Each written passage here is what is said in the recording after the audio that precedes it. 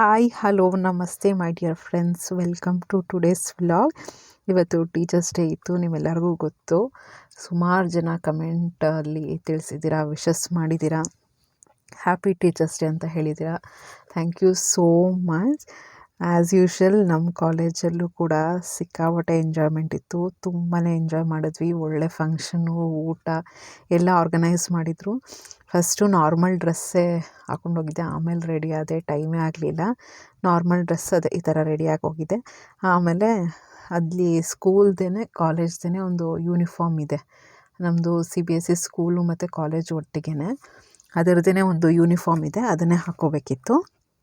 But ಅದೇನಾಗೋಯಿತು ಅಂದರೆ, ಇದು ಯೂನಿಫಾರ್ಮೇ ಹಾಕ್ಕೋಬೇಕು ಅಂತ ಏನೂ ರೂಲ್ಸ್ ಇರಲಿಲ್ವಂತೆ. ಸ್ಟಾರ್ಟಿಂಗ್ ಆ ರೂಲ್ಸ್ ಮಾಡಿದ್ರು, ಯೂನಿಫಾರ್ಮೇ ಹಾಕ್ಕೊಂಬರ್ಬೇಕು ಅಂತ. ಆಮೇಲೆ ಅವರೆಲ್ಲ ಚೇಂಜ್ ಮಾಡಿದ್ದಾರೆ.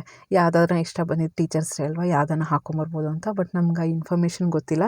ನಾವು ಯೂನಿಫಾರ್ಮೇ ಹಾಕ್ಕೊಂಡೋದ್ವಿ. ಆಮೇಲೆ ಬೇಜಾರಾಗೋಯ್ತು, ಅಯ್ಯೋ ಏನಪ್ಪ ಇದು, ನಮಗೆ ಎಷ್ಟೆಷ್ಟು ಒಳ್ಳೊಳ್ಳೆ ಸ್ಯಾರಿ, ಸಿಲ್ಕ್ ಸ್ಯಾರಿ, ರೇಷ್ಮೆ ಸೀರೆ ಎಲ್ಲ ಇತ್ತು, ಉಟ್ಕೊಂಡು ಹೋಗ್ಬೋದಿತ್ತಲ್ಲ ಅಂತ ಅನಿಸ್ತು. ಬಟ್ ಇಟ್ಸ್ ಓಕೆ, ಇದೂ ಚೆನ್ನಾಗೇ ಕಾಣ್ತಾ ಇತ್ತು. ಇವತ್ತಿನ ಬ್ಲಾಗಲ್ಲಿ ರಂಗೋಲಿ ಶೇರ್ ಮಾಡ್ತೀನಿ, ಮತ್ತು ನನ್ನ ಮಗಳ ತರಲೆನ ಶೇರ್ ಮಾಡ್ತೀನಿ. ಬಿಸಿಬೇಳೆಬಾತ್ ಮಾಡಿದ್ದೆ, ತುಂಬ ಚೆನ್ನಾಗಿರುತ್ತೆ. ಲೈಟಾಗಿ ತೋರಿಸಿದ್ದೀನಿ ಯಾವ ರೀತಿ ನಾನು ಮಾಡ್ತೀನಿ ಅಂತ ತೋರಿಸ್ತಾ ಇವತ್ತಿನ ಬ್ಲಾಗ್ನ ಕಂಟಿನ್ಯೂ ಮಾಡ್ತಾ ಇರ್ತೀನಿ. ಹೊಸಬರಾಗಿದ್ದರೆ ಪ್ಲೀಸ್ ಚಾನಲ್ನ ಸಬ್ಸ್ಕ್ರೈಬ್ ಮಾಡಿಕೊಂಡು ಲೈಕ್ ಮಾಡಿ, ಶೇರ್ ಮಾಡಿ, ಕಮೆಂಟ್ ಮಾಡಿ. ಯಾವಾಗಲೂ ರಂಗೋಲಿಲಿ ಈ ರೀತಿ ದೀಪನ ಹಾಕಿ ಮನೆ ಮುಂದೆ ಹಾಕಿ ಒಂಥರ ಪಾಸಿಟಿವ್ ವೈಬ್ ಅಂತಲೇ ಹೇಳ್ಬೋದು.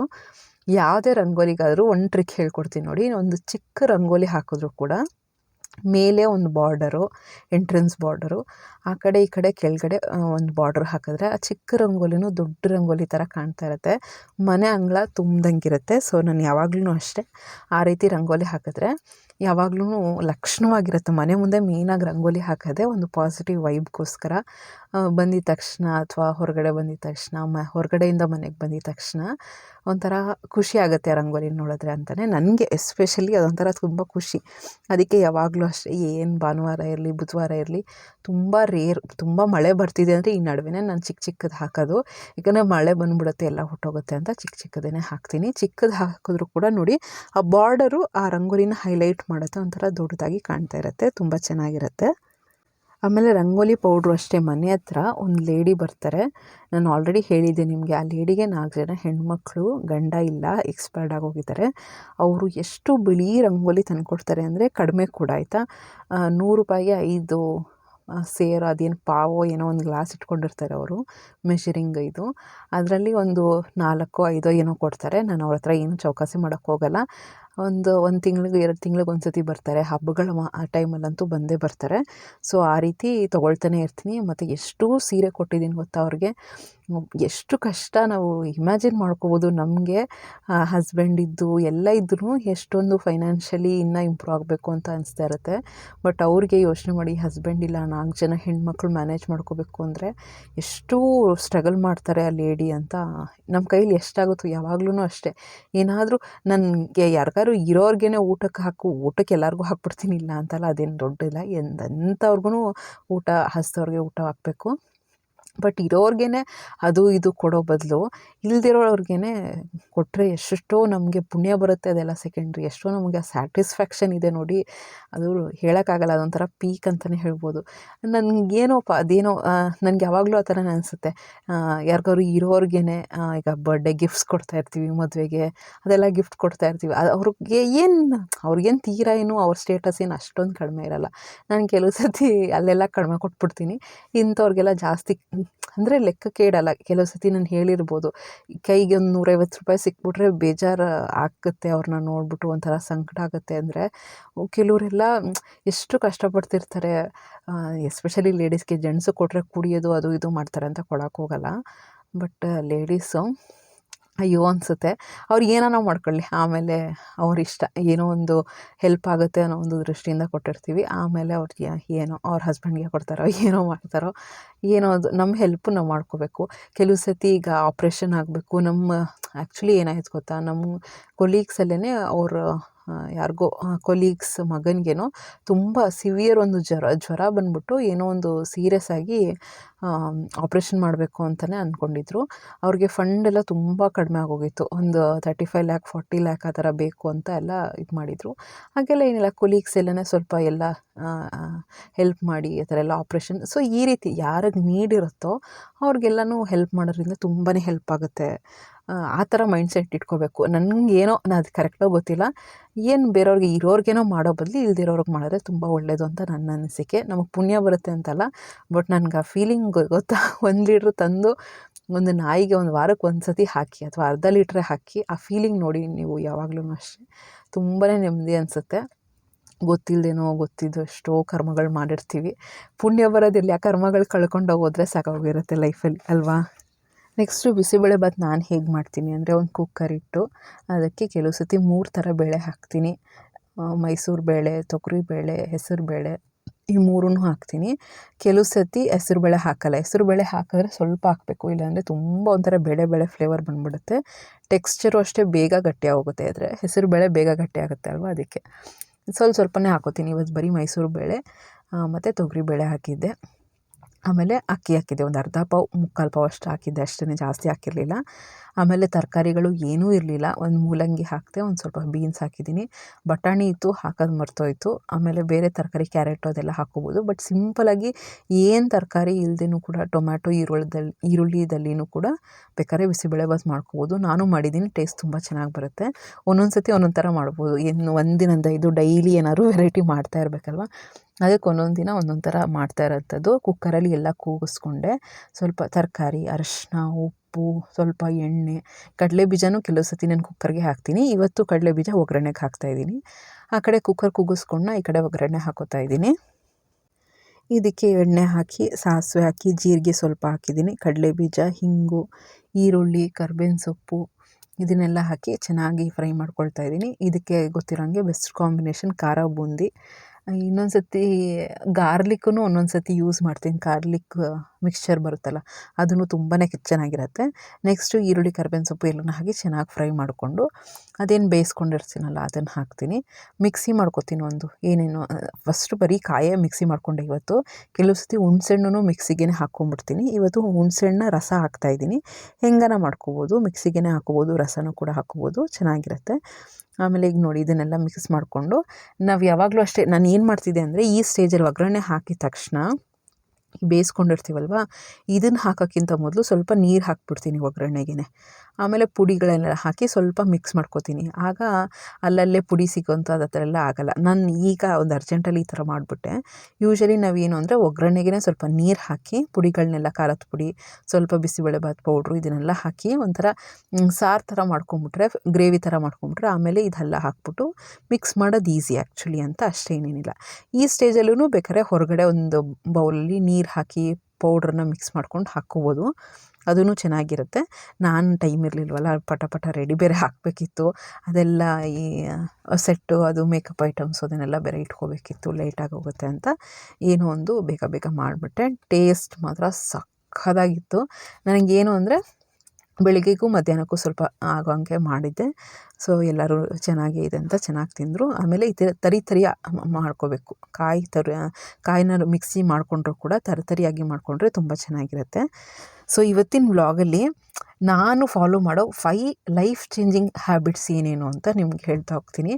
ನಾನು ಯಾವಾಗಲೂ ಹೇಳ್ತೀನಲ್ಲ, ನಾನು ಒಂದು ಬುದ್ಧದು ಚಾನಲ್ ಫಾಲೋ ಮಾಡ್ತೀನಿ, ಮತ್ತು ಕೆಲವ್ರದ್ದು ಸುಧಾಮೂರ್ತಿ ಅವ್ರು ನೋಡ್ತಾ ಇರ್ತೀನಿ. ಇಂಥದ್ದೆಲ್ಲ ಲೈಫ್ ಲೆಸನ್ಸ್ ಚಾನಲ್ಸು ಇವೆಲ್ಲ ನೋಡ್ತಾ ಇರ್ತೀನಿ ನಾನು ಇನ್ಸ್ಟಾಗ್ರಾಮಲ್ಲೆಲ್ಲ. ಯಾವಾಗಾರ ಟೈಮ್ ಸಿಕ್ಕಾಗ ನೋಡ್ತಾ ಇರ್ತೀನಿ. ಹಾಗೆ ನೋಡಿದಾಗ ಎಷ್ಟು ನಮ್ಮದ್ರಲ್ಲಿ ಪಾಸಿಟಿವಿಟಿ ಬರುತ್ತೆ, ನಾವೆಷ್ಟು ಇಂಪ್ರೂವ್ ಮಾಡ್ಕೋತಾ ಇರ್ತೀವಿ. ಏನೋ ಒಂದು ಲೈಫ್ ಲೀಡ್ ಮಾಡೋ ಬದಲು ಹೀಗೆ ಲೈಫ್ ಲೀಡ್ ಮಾಡಿ ಒಂದು ಡಿಸಿಪ್ಲೀನ್ಡಾಗಿ ಲೈಫ್ ಲೀಡ್ ಮಾಡೋದು ಎಷ್ಟು ಚೆನ್ನಾಗಿರುತ್ತಲ್ವ. ಯಾಕೆಂದರೆ ಅವರೆಲ್ಲ ಎಕ್ಸ್ಪೀರಿಯನ್ಸ್ಡು, ಏನೋ ಒಂದು ಕಲಿತಾ ಇರ್ತೀವಿ. ಸ್ವಾಮಿ ವಿವೇಕಾನಂದದಿಂದ ಹೆಂಗೆ ಡಿಸಿಪ್ಲಿನ್ಡಾಗಿದ್ರು ಗೊತ್ತಾ ಅವ್ರಿಗೆ. ಈ ಟೈಮ್ಗೆ ಇದಾಗಬೇಕು ಅಂದರೆ ಈ ಥರ ಆಗ್ತಾಯಿದ್ರು. ಅಷ್ಟು ಅಚ್ಚುಕಟ್ಟಾಗಿ ಎಲ್ಲ ಡಿಸಿಪ್ಲಿನ್ಡಾಗಿದ್ದರು. ನಾವು ಅಷ್ಟು ಮಾಡೋಕ್ಕಾಗದೇ ಇದ್ರೂ ಅವ್ರುಗಳ್ನ ನೋಡ್ತಾ ಇದ್ದರೆ, ಫಾಲೋ ಮಾಡ್ತಾಯಿದ್ರೆ, ನಾವು ಒಂದಿಷ್ಟನ ಅದರಲ್ಲಿ 1% ನಾವು ಫಾಲೋ ಮಾಡ್ತೀವಿ ನಮ್ಮ ಲೈಫಲ್ಲಿ, ಏನೋ ಒಂದು ಇಂಪ್ರೂವ್ಮೆಂಟ್ ಕಾಣುತ್ತೆ ಅಂತ. ನನಗೆ ಯಾವಾಗಲೂ ಆ ಥರದ್ದೆಲ್ಲ ನೋಡ್ತಾ ಇರ್ತೀನಿ. ಆ ಥರದ್ರಲ್ಲಿ ನೋಡಿನೇ ನಾನು ಕಲ್ತಿರೋಂಥದ್ದು ಇದು. ಫಸ್ಟ್ ಲೈಫ್ ಚೇಂಜಿಂಗ್ ಹ್ಯಾಬಿಟ್ ಏನು ಅಂದರೆ, ಬೆಳಗ್ಗೆ ಎದ್ದಿದ ತಕ್ಷಣ ಒಂದು ಗ್ರ್ಯಾಟಿಟ್ಯೂಡ್ ಅನ್ನೋದಿರಬೇಕು. ಅಂದರೆ ನಮಗೆ ಲೈಫಲ್ಲಿ ಒಂದು ಸ್ಯಾಟಿಸ್ಫ್ಯಾಕ್ಷನ್ ಅನ್ನೋದಿರಬೇಕು. ನನ್ನ ಲೈಫಲ್ಲಿ ಅದಿಲ್ಲ, ನನ್ನ ಲೈಫಲ್ಲಿ ಇದಿಲ್ಲ, ಬರೀ ಕಷ್ಟಗಳು, ಅವರಂತಾರೆ ಇವರಂತಾರೆ, ಜಲಸ್ಸು, ಮನಸ್ತಾಪ, ಒಂಥರ ಕೋಪ ತಾಪ ಇದನ್ನೆಲ್ಲ ಬಿಡೋ ಬದಲು ನಮ್ಮ ಲೈಫಲ್ಲಿ ದೇವರು ಪಾಸಿಟಿವ್ ಆಗಿ ಏನು ಕೊಟ್ಟಿದ್ದಾನೆ ಅದನ್ನು ನಾವು ಹೈಲೈಟ್ ಮಾಡ್ಕೋಬೇಕು. ಬೆಳಗ್ಗೆ ಎದ್ದ ತಕ್ಷಣ ಒಂದು ಪಾಸಿಟಿವ್ ನೋಟಿಂದ ಎದ್ದೇಳೋದ್ರಿಂದ ಇಡೀ ದಿನ ಪಾಸಿಟಿವ್ ಆಗಿ ಇರುತ್ತೆ. ಅದನ್ನು ಅಬ್ಸರ್ವ್ ಮಾಡಿ ನೋಡಿ. ಎದ್ದಿದ ತಕ್ಷಣ ಅವಳು ಹಿಂಗಂದ್ಲು, ಇವಳು ಹಿಂಗಂದ್ಲು, ನನ್ನ ಹಿಂಗೆ ಹುಷಾರಿಲ್ಲ, ಬರೀ ನೆಗೆಟಿವ್ ಆಗೇ ಥಾಟ್ನ ಇದ್ದರೆ ಇಡೀ ದಿನ ಹಾಗೆ ಹೋಗ್ತಾ ಇರುತ್ತೆ. ಸೊ ಯಾವಾಗಲೂ ಅಷ್ಟೇ ಬೆಳಗ್ಗೆ ಎದ್ದಿದ ತಕ್ಷಣ ಒಂದು ಪಾಸಿಟಿವ್ ಗ್ರ್ಯಾಟಿಟ್ಯೂಡಿಂದ ಎದ್ದೇಳಬೇಕು. ನಾನು ಎಷ್ಟೋ ಸತಿ ಹೇಳ್ತೀನಿ, ಎಷ್ಟೋ ಜನಕ್ಕೆ ನಾವು ಬೆಳಗ್ಗೆ ಎದ್ದೇಳ್ತೀವಂದರೆ ಆ ದಿನ ಲಾಸ್ಟ್ ಆಗಿರುತ್ತೆ. ಮಲ್ಕೊಂಡಾಗಲೇ ಎಕ್ಸ್ಪೈರ್ಡ್ ಆಗೋರು, ಎಷ್ಟೋ ಜನ ನಮ್ಮನ್ನು ಬಿಟ್ಟು ಹೋಗೋರು ಇದ್ದೇ ಇದ್ದಾರೆ ಲೈಫಲ್ಲಿ. ಅಂದರೆ ಈ ವರ್ಲ್ಡಲ್ಲಿ ಎಷ್ಟು ಜನ ಸಾಯ್ತಾ ಇರ್ತಾರೆ, ಆ ದಿನ ಅವ್ರಿಗೆ ಲಾಸ್ಟ್ ದಿನ ಆಗಿರುತ್ತೆ. ಬಟ್ ನಾವು ಆ ಬೆಡ್ಡಿಂದ ಎದ್ದು ಮಲಗಿರೋದ್ರಿಂದ ಎದ್ದು ಕೆಲಸ ಮಾಡ್ತಿದ್ದೀವಿ, ನಮ್ಗೆ ಇನ್ನೊಂದು ಲೈಫ್, ಇನ್ನೊಂದು ದಿನ ಎಕ್ಸ್ಟ್ರಾ ಸಿಕ್ಕಿದೆ. ಈ ಕಾಲದಲ್ಲಿ ಯಾವ ಚಿಕ್ಕ ಮಕ್ಳಿಗೂ ಹೇಳೋಕ್ಕೆ ಬರೋಲ್ಲ, ಯಾವ ದೊಡ್ಡವ್ರಿಗೂ ಯಾವತ್ತು ಲಾಸ್ಟ್ ಡೇ ಅಂತ ಹೇಳೋಕ್ಕೆ ಬರೋಲ್ಲ. ಅದಕ್ಕೆ ಇರುವಷ್ಟು ದಿನ ಗ್ರ್ಯಾಟಿಟ್ಯೂಡ್ ತೋರಿಸ್ಬೇಕು. ನನಗೆ ದೇವರು ಇಷ್ಟನ ಕೊಟ್ಟಿದ್ದಾರೆ ಅನ್ನೋದು ಒಂದು ಫುಲ್ಮೆಂಟ್, ಒಂದು ಮೈಂಡ್ಫುಲ್ನೆಸ್ ಬಂದುಬಿಟ್ರೆ ನೀವು ನೋಡಿ, ಯಾವಾಗಲೂ ಪಾಸಿಟಿವ್ ಆಗಿರೋದನ್ನು ನೋಡ್ತಾ ಇರಿ. ನಮ್ಮ ಲೈಫ್ ಎಷ್ಟು ಚೇಂಜ್ ಆಗುತ್ತೆ ಗೊತ್ತಾ. ಬರೀ ಇಲ್ಲ ಇಲ್ಲ ಇಲ್ಲ ನನಗೆ ಅದಿಲ್ಲ ಇದಿಲ್ಲ ಅನ್ನೋ ಬದಲು ನನಗೆ ಇದೆ, ಇಷ್ಟು ಕೊಟ್ಟಿದ್ದಾರೆ, ಇಷ್ಟಿದೆ ಅಂತ ಆ ಥರ ಪಾಸಿಟಿವ್ ನೋಟ್ ಹೇಳ್ತಾ ಇದ್ದರೆ ಲೈಫು ತುಂಬ ಚೆನ್ನಾಗಿ ಹೋಗುತ್ತೆ ಅಂತಲೇ ಹೇಳ್ಬೋದು. ನೆಕ್ಸ್ಟು ನನ್ನ ಮಗಳು ತರಲೆ ಮಾಡಿದ್ದಾಳೆ, ಅದನ್ನೆಲ್ಲ ಲಾಸ್ಟಲ್ಲಿ ವಿತ್ ವಾಯ್ಸ್ ಹಾಕ್ತಾ ಹೋಗ್ತೀನಿ. ಸೆಕೆಂಡ್ ಬಂದು ಜರ್ನಲಿಂಗು. ನಾನು ಯಾವಾಗಲೂ ಹೇಳೋದು ಅಷ್ಟೇ, ನಾವು ಏನಾದರೂ ಚೇಂಜ್ ಆಗಬೇಕು, ಏನಾದರೂ ಬುದ್ಧಿವಾದ ಕಲಿಬೇಕು, ನಾನೇನೋ ತಪ್ಪು ಮಾಡಿದ್ದೀನಿ ಅದರಿಂದ ಕಲಿಬೇಕು ಅಂದರೆ ಯಾವಾಗಲೂ ಅಷ್ಟೇ ಒಂದು ಕಡೆ ಬರೆಯೋದ್ರಿಂದ ತುಂಬಾ ಯೂಸ್ ಆಗುತ್ತೆ. ಆಮೇಲೆ ಮೊಬೈಲಲ್ಲೂ ಬೇಕಾದ್ರೆ ಲಾಕ್ ಇಟ್ಕೊಂಡು ಬರ್ಕೋಬೋದು, ನಾನು ಈ ರೀತಿ ಚೇಂಜ್ ಆಗಬೇಕು, ನಾನು ಈ ರೀತಿ ಫುಡ್ನ ತಿನ್ನಬೇಕು, ಈ ರೀತಿ ನಮ್ಮದ್ರಲ್ಲಿ ಏನಾದ್ರು ಒಂದು ಪಾಸಿಟಿವ್ ಚೇಂಜ್ ಆಗಬೇಕು. ಜರ್ನಲಿಂಗು, ಒಂದು ದಿನದಲ್ಲಿ ನಾನು ಏನು ಕಲಿತೆ, ಈ ಥರ ಎಲ್ಲ ಇವ್ರುಗಳಿಂದ ಈ ಥರ ಪಾಠ ಕಲಿತೆ, ನಾನು ನೆಕ್ಸ್ಟ್ ಟೈಮ್ ಈ ಥರ ಮಿಸ್ಟೇಕ್ಸ್ ಮಾಡಬಾರ್ದು, ಈ ಥರ ಏನೇ ಇದ್ದರೂ ಕೂಡ ಒಂದು ಜರ್ನಲಿ 4-5 ಲೈನೇ ಬರೆದ್ರೂ ಕೂಡ ಬರೆದ್ರೆ ತುಂಬ ಎಫೆಕ್ಟಿವ್. ನಮ್ಮ ಮೈಂಡಲ್ಲಿ ರಿಜಿಸ್ಟರ್ ಆಗಿ ಹೋಗುತ್ತೆ. ಅದು ಯಾವತ್ತೂ ಆ ತಪ್ಪನ್ನ ಮತ್ತೆ ಮಿಸ್ಟೇಕ್ ಮಾಡೋಕ್ಕೆ ಹೋಗಲ್ವ. ಯಾರಿಗಾದ್ರು ಹೆಲ್ಪ್ ಮಾಡಿದ್ವಾ, ಯಾರಿಂದ ನಾನು ಹೆಲ್ಪ್ ತೊಗೊಂಡಿದ್ವಾ, ಗ್ರ್ಯಾಟಿಟ್ಯೂಡ್ ಅನ್ನೋದು ತುಂಬ ಚೆನ್ನಾಗಿರುತ್ತೆ. ಥರ್ಡ್ ಬೆಸ್ಟ್ ಹ್ಯಾಬಿಟ್ ಪ್ರತಿದಿನ ನಾವು ಫಾಲೋ ಮಾಡ್ಕೋಬೇಕಾಗಿರೋದು ಏನು ಅಂದರೆ ಸೆಲ್ಫ್ ಕೇರ್ ಇಲ್ಲ ಅಂದರೆ ತುಂಬಾ ಕಷ್ಟ ಆಗೋಗುತ್ತೆ. ಯಾಕೆಂದರೆ ನಾವೇ ಫಿಟ್ಟಾಗಿಲ್ಲ, ನಾವು ಪ್ರತಿ ಸರಿ ಹೇಳ್ತಾ ಇರ್ತೀನಿ, ಸೆಲ್ಫ್ ಕೇರ್ಗೆ ಪ್ರತಿದಿನ ಪ್ರತಿ ಕ್ಷಣವೂ ಇಂಪಾರ್ಟೆನ್ಸ್ ಕೊಡಬೇಕು. ಅಂದರೆ ನಮ್ಮ ಬಗ್ಗೆ ನಾವೇ ಪ್ರಿಫರೆನ್ಸ್ ಕೊಟ್ಟಿಲ್ಲ ಅಂದರೆ ಬೇರೆಯವ್ರು ಕೊಡಲ್ಲ. ನೆನಪಿಟ್ಕೋಬೇಕು, ನಾವು ಫಿಟ್ಟಾಗಿರಬೇಕು, ಮೆಂಟಲಿ, ಫಿಸಿಕಲಿ, ಎಮೋಷ್ನಲಿ, ಫಿನಾನ್ಷಿಯಲಿ ಎಲ್ಲನೂ ಫಿಟ್ಟಿದ್ರೆ ಮಾತ್ರ ನಾವು ಒಂದು ಲೈಫ್ನ ಲೀಡ್ ಮಾಡೋಕ್ಕೆ ಸಾಧ್ಯ, ಬೇರೆಯವ್ರಿಗೆ ಅಡ್ವೈಸ್ ಕೊಡೋಕ್ಕೆ ಸಾಧ್ಯ. ನೀನೇ ನೆಟ್ಟಿಗಿಲ್ಲ ನನಗೇನು ಹೇಳೋಕ್ಕೆ ಬರ್ತೀಯ, ನೀನೇ ಫಿಟ್ಟಾಗಿಲ್ಲ, ನೀನೇ ಒಬ್ಬರ ಮೇಲೆ ಡಿಪೆಂಡ್ ಆಗಿದೆಯಾ, ನನಗೇನು ಹೇಳೋಕ್ಕೆ ಬರ್ತೀಯ ಅಂತಾರೆ. ಅದಕ್ಕೆ ಯಾವಾಗಲೂ ಅಷ್ಟೇ, ನೀವು ತಿನ್ನಬೇಕಾ ಅಷ್ಟೇ, ಯಾವಾಗಲೂ ಸೆಲ್ಫ್ ಕೇರ್, ಒಳ್ಳೊಳ್ಳೆ ಫುಡ್ ತಿನ್ನಿ, ಫಿಸಿಕಲಿ ಫಿಟ್ಟಾಗಿ ಆ್ಯಕ್ಟಿವ್ ಆಗಿರಿ. ಎಷ್ಟು ಕಷ್ಟಪಡಬೇಕೋ ನನಗೆ ಅನಿಸುತ್ತೆ ಕೆಲವು ಸತಿ ತುಂಬ ಸ್ಟ್ರೈನ್ ಆಗಿಬಿಟ್ರೆ ಅದು ಇದು ಕ್ಲಾಸಸ್ಸು ಇಲ್ಲಿ ಇದು, ನನಗೆ ಅನಿಸುತ್ತೆ ಏನಕ್ಕೆ ನಾನು ಈ ಥರ ಕಷ್ಟಪಡಬೇಕು, ಹಿಂಗೆ ಹಸ್ಬೆಂಡ್ ಅರ್ನ್ ಮಾಡ್ತಿದ್ದಾರೆ, ನಾನು ಆರಾಮಾಗಿ ಇದ್ಬಿಡೋಣ ಅಂತ ಅನಿಸುತ್ತೆ. ಬಟ್ ನನ್ನ ಲೈಫ್ ಇಷ್ಟೇನಾ, ನಾನೆಷ್ಟು ಸೋಮಾರ್ತನದಿಂದ ಇದ್ಬಿಡ್ಬೇಕಾ, ಮನೇಲಿ ಇದ್ಬಿಟ್ರೆ ಅಂತೂ ಲೇಸಿಯಾಗಿ ಹೋಗುತ್ತೆ ಅಂತ ನನ್ನನ್ನು ನಾನೇ ಮೋಟಿವೇಟ್ ಮಾಡ್ಕೊಳ್ತಾ ಇರ್ತೀನಿ. ಹಾಗಂತ ಮನೇಲಿರೋರೆಲ್ಲ ತುಂಬ ಇದಂತಲ್ಲ, ತುಂಬ ಕೆಲಸ. ನನಗೆ ನೀವು ನಂಬಲ್ಲ, ನಂಗೆ ಭಾನುವಾರ ಯಾಕನ ಬರುತ್ತೋ ಅನಿಸ್ತಾ ಇರುತ್ತೆ. ಪ್ರತಿ ಸರಿನೂ ಅಷ್ಟೇ, ನಾನು ಅಟ್ಲೀಸ್ಟ್ ಕಾಲೇಜಲ್ಲಿ ಹೋದಾಗ ಒಂದು ಫ್ರೀ ಪಿರಿಯಡು, 2 ಫ್ರೀ ಪಿರಿಯಡು ಹಂಗೆ ಸಿಗುತ್ತೆ, ಕೂತ್ಕೊಂಡು ಕರೆಕ್ಷನ್ ಮಾಡ್ತಿರ್ತೀವಿ, ಇಲ್ಲ ಅಂತಲ್ಲ, ಬಟ್ ಕೂತ್ಕೋತೀವಿ ನಾವು ಸ್ವಲ್ಪ ಆರಾಮಾಗಿ. ಮನೇಲಿ ಇದ್ಬಿಟ್ರೆ ಅಂದರೆ ಸಿಂಕು ತುಂಬ್ತಾನೆ ಇರುತ್ತೆ, ಒಂದಾದ್ಮೇಲೆ ಒಂದು ಮಾಡ್ತಾನೆ ಇರಬೇಕು. ಅಡುಗೆ ಮನೆಯಿಂದ ಹೊರಗಡೆ ಬರೋಂಗೇ ಇಲ್ಲ, ಅಡುಗೆ ಮನೆಯಿಂದ ಹೊರಗಡೆ ಬಂದರೆ ಇನ್ನೇನೋ ಉಚ್ತಾ ಇರ್ತೀವಿ, ಇನ್ನೇನೋ ಓದಿಸ್ತಾ ಇರ್ತೀವಿ. ನನಗೆ ಸಂಡೇ ಯಾಕನ ಬರುತ್ತೋ ಅನ್ನೋ, ನಾನು ಓದ್ಸತಿ ಹಂಗೆ ರೇಗಂಗೆ ಆಗೋಗಿತ್ತು. ಆಮೇಲೆ ನನಗೆ ನಾನು ಸಮಾಧಾನ ಮಾಡಿಕೊಂಡು, ಈಗ ನೋಡಿ 4 ದಿನ ರಜಾ ಇದೆ, 3-4 ದಿನ ರಜಾ ಇದೆ, ನಾವೇ ಪ್ಲ್ಯಾನ್ ಮಾಡ್ಕೊಂಡ್ಬಿಡ್ತೀವಿ, ಅದು ತಿಕ್ಕಬೇಕು, ಇದು ತಿಕ್ಕಬೇಕು ಅಂತ.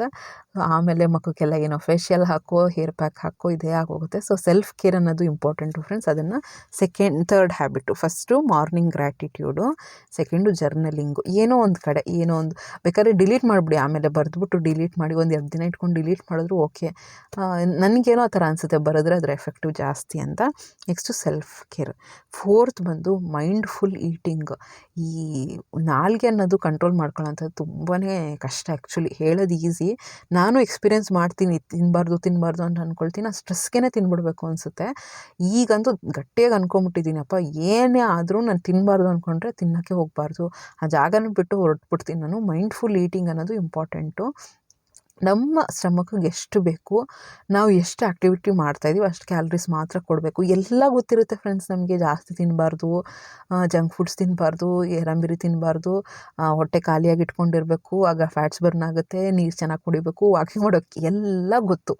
ಎಲ್ಲ ನಾವು ಯೂಟ್ಯೂಬ್ ಚಾನಲಿಂದ ನೋಡ್ತಾನೇ ಇರ್ತೀವಿ, ಅದು ಮಾಡಬಾರ್ದು ಇದು ಮಾಡಬೇಕು ಎಲ್ಲ ನೋಡ್ತಾನೆ ಇರ್ತೀವಿ. ಬಟ್ ಆದರೂ ಅದನ್ನೇ ಫಾಲೋ ಮಾಡ್ತೀವಿ. ಅದಕ್ಕೆ ಮೈಂಡ್ಫುಲ್ ಈಟಿಂಗ್ ಅನ್ನೋದು ನಾವು ಗ್ರ್ಯಾಜುವಲಿ ಒಂದು ಹೊತ್ತನ ನಾನು ತಿನ್ನಬಾರ್ದು ಅನ್ನೋದನ್ನು ಸ್ಟ್ರಿಕ್ಟಾಗಿ ಫಾಲೋ ಮಾಡ್ಕೊಂಡು ತಿಂದೇ ಇರಿ. ನಿಮ್ಗೆ ನೀವೇ ಎಷ್ಟು ಕಾನ್ಫಿಡೆನ್ಸ್ ಬರುತ್ತೆ ನೋಡ್ಕೊಳ್ಳಿ. ನೆಕ್ಸ್ಟ್ ಟೈಮಿಂದ ಅದನ್ನು ಮುಟ್ಟಕ್ಕೆ ಹೋಗಲ್ಲ, ಯಾರು ಏನು ಹೇಳಿದ್ರು ಅದನ್ನು ಮುಟ್ಟಕ್ಕೆ ಹೋಗಲ್ಲ.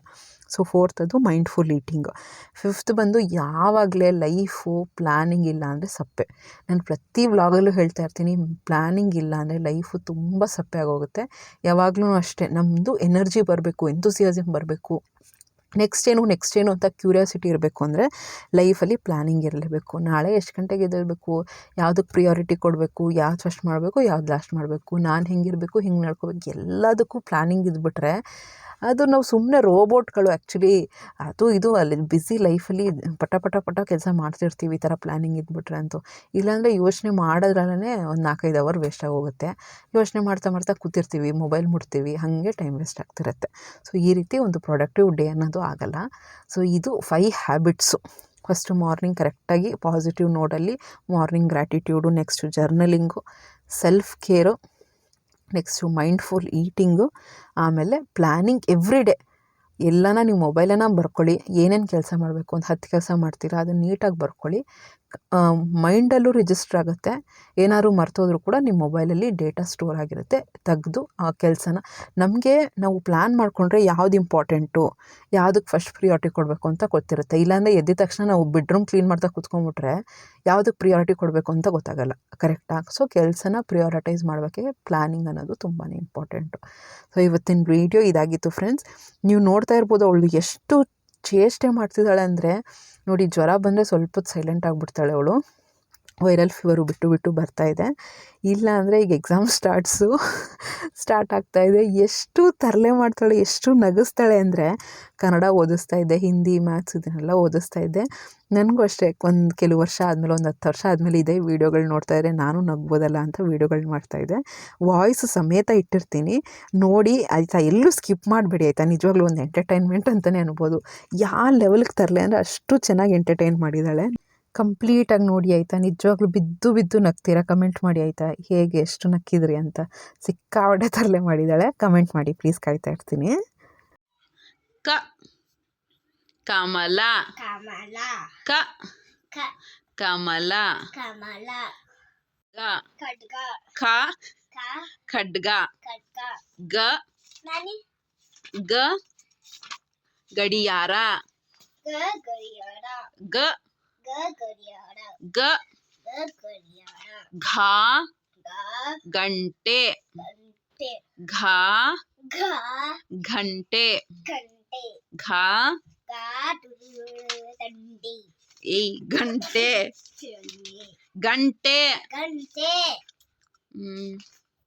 ಚ ಚಮಚ ಚ ಚಮಚ ಛ ಛತ್ರಿ ಛ ಛತ್ರಿ ಜ ಜಡೆ ಜ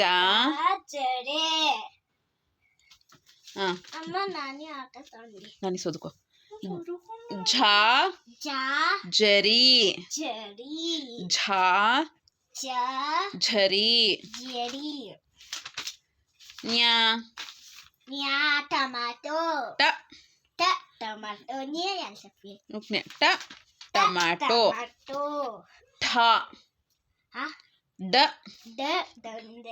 ಡಮರುಗ ಡ ಢ ಡಕ್ಕೆ ಡ ಢಕ್ಕೆ ನ ನೊಣ ಕುಚ ನ ನೊಣ ದ ದನ ದ ದನ ದ ದನ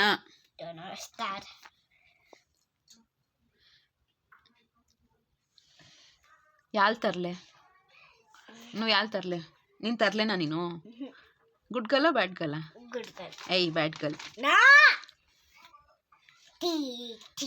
ಅಜ್ಜಿ ನಮ್ಮಜ್ಜಿ ಅಜ್ಜಿ ನಮ್ಮಜ್ಜಿ ಊಟಗ ಕರಿದರು ನಮ್ಮಜ್ಜಿ ಇಂಗು ಮನಸ್ಸು ಮಜ್ಜಿ ಜಜ್ಜಿ ಮಾಡಿದಳೊಂದು ಅಮ್ಮ ನಾನಿ ಸೂಸೆ ಚಪ್ಪು ಮಾಡಿದಳೊಂದು ಅಮ್ಮ ನಾನಿ ಫೋಟೋ ನಾನು ಸೋದುಕ ನಾನೇ ಸೋದುಕೊಂಡ ನಾನು ಏನ್ ಫೋಟೋ ಏನು ಈ ಕಡೆ ತಿರುಗು ಶ್ರೀನಿತಾ ಮಾಡಿದಳೊಂದು ಬಜ್ಜಿ ಚಂದ ಮಾವ ಫ್ರೈ ಚಂದ ಮಾಮ ಫ್ರೈ ಚಂದ ಮಾಮ ಫ್ರೈ ಚಂದ ಮಾಮ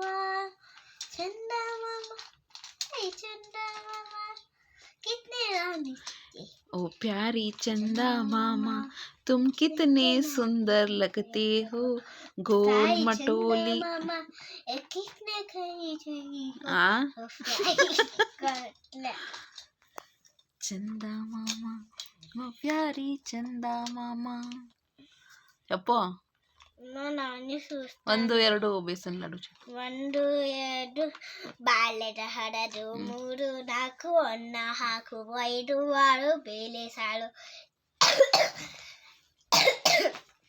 7 8 ಪಲ್ಯಕ್ಕೆ ಗಂಟು ಕಾದು ದಂಡು 9 10 11 ಮುಗಿದೈತು ಒಂದಲ್ಲಿದ 10 ತರಕಾಕ ಊಟದ ಆಟವು ಮುಗಿಯಿತು ಅನಂಕ 1 2 ಚಪ್ಪು 1 2 1 2 3 4 ಅನ್ನ ಹಾಕು ಕಟ್ಲಿಕ್ಕದು 1 2 3 4 5 6 ಮ್ಯಾಮ್ ತಿಳ್ತಾರು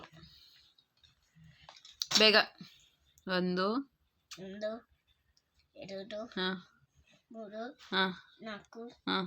5 6 ಬೇಳೆ 7 7 8 9 10 2 1 ಚಪ್ಪು 10